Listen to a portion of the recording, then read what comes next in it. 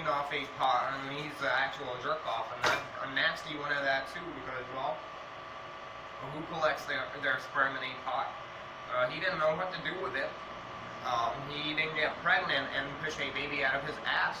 Shiva gives him a daughter. She rises out of that pot of sperm like Angelina Jolie in that scene in Beowulf, rising out of the water. And that kind of stuff, I think that's what happened. She was a full-grown woman when she rose out of that pot of sperm.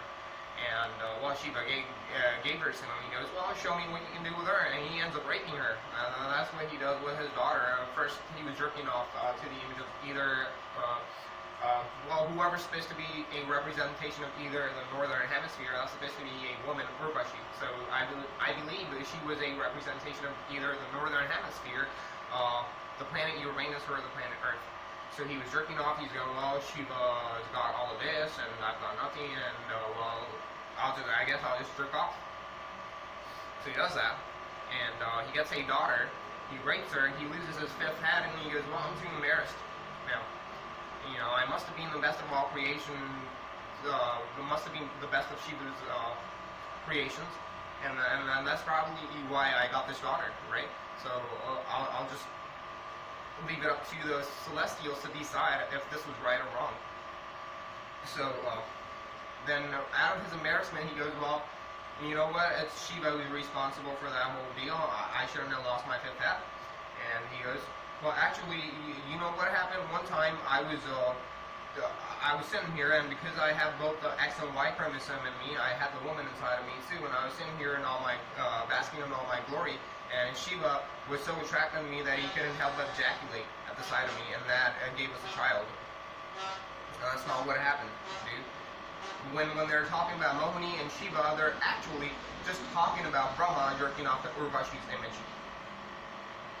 And the child, ayyappan, is supposed to be, well, someone who has repented or turned away from rape and sexual immorality. And ayyappan is now just a Buddhist who sits and who hangs out in the Himalayas and lives a life of asceticism and abstinence.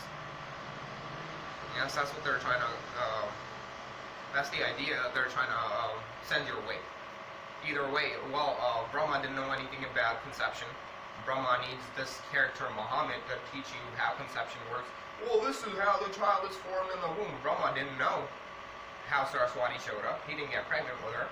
She rose out of a pot of sperm.